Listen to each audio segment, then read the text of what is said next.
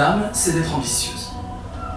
À chaque fois que des femmes cadres doivent négocier une augmentation de salaire, elles ont l'impression d'être des putes. Tous les témoignages sociologiques le disent, c'est leur mot, c'est pas moi qui l'invente par provocation, c'est un mot qu'elles disent elles, encore une fois. J'avais l'impression d'être une pute, parce que j'ai dû parler, négocier, affirmer, réclamer de l'argent. Et initialement, avant que la femme puisse travailler, femmes pouvant travailler, ça remonte à pas si loin que ça, le baccalauréat pour les femmes c'est 1919. Arrêter de demander au mari d'avoir un compte en banque à soi, c'est 1965. Vous voyez, donc c'est très récent tout ça. Et bien, à chaque fois, devoir réclamer de l'argent, ça renvoie au seul métier où les femmes, à jadis, se battaient pour avoir de l'argent, c'est la prostitution. Et du coup, ça c'est resté, vous comprenez, et on joue avec ça. Et ce qui fait que les hommes, face aux patrons, face à ceux qui décident de sa carrière, n'hésitent pas à réclamer, je veux, pour telle et telle raison, c'est-à-dire à se vendre. Et les femmes se contentent de leurs propres compétences. Mais on sait très bien dans le monde de l'entreprise notamment, et même dans la vie, je dirais, que la compétence, ça ne suffit pas. Il faut savoir se vendre, entre guillemets. C'est-à-dire faire montre de sa compétence et faire en sorte que ça induise un comportement, une compensation, une juste rétribution. Et là, la femme échoue, les femmes échouent en général, ou en tout cas éprouvent un sentiment de culpabilité qui les freine beaucoup. Finalement, prenons simplement le terme de l'ambition. Pour un homme, ça fait partie de sa définition de la virilité. Être un homme, c'est être ambitieux, presque par nature. Le courage, la vertu, on se frappe la poitrine et on y va, le conquérant, l'homme conquérant. Pour une femme, c'est toujours suspect aujourd'hui. Être une femme ambitieuse, c'est toujours mal vu. Et on dit, vous savez tout de suite ce qu'on dit comme expression, la langue française est formidable.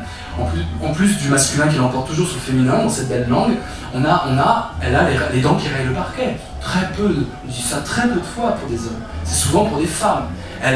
L'ambition d'une femme est suspecte, c'est une revanche sur la vie. Et en fait, c'est quoi l'ambition? Profondément, étymologiquement, c'est un désir extrêmement fort. Il est interdit à la femme d'exprimer un désir extrêmement fort, quelle que soit la nature de ce désir. Vous devez vous contrôler, vous brider. Quelque part, un féminisme du XXIe siècle arriverait à concevoir une ambition féminine. Qu'une femme puisse légitimement être ambitieuse. C'est-à-dire être portée, non pas ambitieuse dans le mot le plus péjoratif qui soit, c'est-à-dire concurrente, déloyale, dans une rivalité constante avec ses collègues, mais ambitieuse dans le sens où je m'imagine plus tard me réaliser et devenir cela, et je vais tout faire pour le devenir. Ce à quoi les hommes sont habitués dès leur plus tendre âge. Une femme ne doit pas avoir un désir fort, sinon c'est proprement indécent. Et on lui offre en compensation que des envies, pas de désir fort mais des envies. Les envies peuvent être très facilement réprimées, les désirs très forts c'est plus compliqué, ou que des rêves, on vous plonge dans un monde de rêves. Et les femmes, dans la publicité, dans les romans, sont des femmes qui rêvent, et qui, leur ambition trouve un exutoire complètement dans le rêve. On a aussi dans cette notion d'ambition interdite, la colère, j'en ai parlé, très importante, la colère qui permet de se battre pour soi. On a également tout ce qui concerne l'exclusion des femmes du cercle des grands. Prenons par exemple l'exemple de l'art. Les musées sont remplis d'œuvres masculines à 92%. Quand vous tombez en pamoison devant une statue, devant une peinture, devant une musique, il y a 92% de chances que ce soit l'œuvre d'un homme, un génie qui a révolu son temps, etc. Dans ce contexte-là, aujourd'hui, on sait très bien que les femmes développent une fibre artistique énorme grâce à leur liberté, grâce à leurs moyens, leur indépendance, et donc on peut supposer qu'elles seraient à égalité dans la création artistique. Eh bien non, nous, évidemment, les jurys artistiques sont composés d'hommes, et en général pas des plus féministes qui soient malgré les proclamations, c'est des jurys d'hommes qui jugent. Et d'autant plus on réserve aux femmes des festivals spéciaux adaptés aux femmes.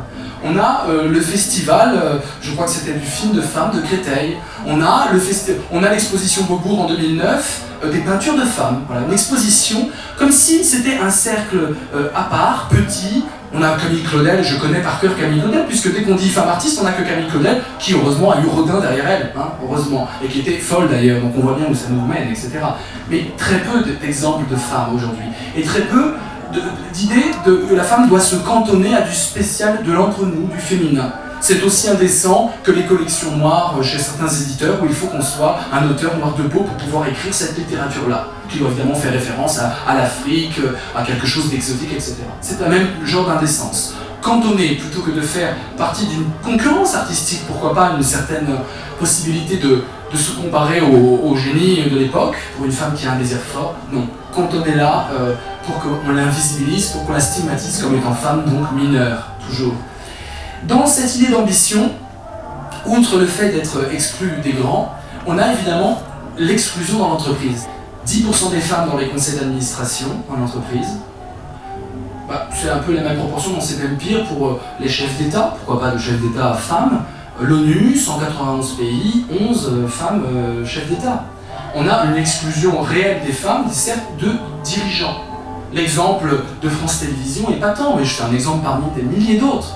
Que les hommes autour de la table, il y a une femme pour 10 hommes, et qui du coup essuie le rire gras. C'est-à-dire, entre hommes on se comprend parce qu'on en a, tu n'en as pas, tu ne peux pas rire, si tu te choques et tu te mets en colère, c'est que tu es hystérique, c'est que tu es revanchard, c'est que tu es faible, c'est que tu écoutes ton émotion au lieu d'écouter ce que nous donne notre costume cravate gris, nos cheveux blanchis sous leur nez, c'est-à-dire le pouvoir. Et on trouve ça dans l'Assemblée, on trouve ça en politique, partout. Tout ça, ce sont des constructions, j'insiste bien, masculines. Il ne s'agit pas d'un fait du hasard, comme souvent les pseudo-féministes nous le disent, c'est-à-dire les féministes misogynes. Les femmes, ça fait pas longtemps qu'elles sont libérées, laissez-leur du temps, il faut du temps pour arriver au sommet de la pyramide. C'est exactement ce qu'on dit avec les enfants d'immigrés. Hein, troisième génération, c'est encore un peu... L'intégration, ça prend du temps, voilà. C'est le même discours, ça prend du temps. Pourquoi ça prend du temps?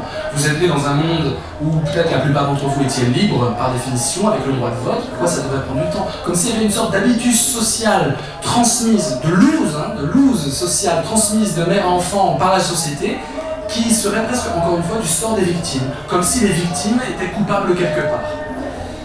On a quoi d'autre? On a...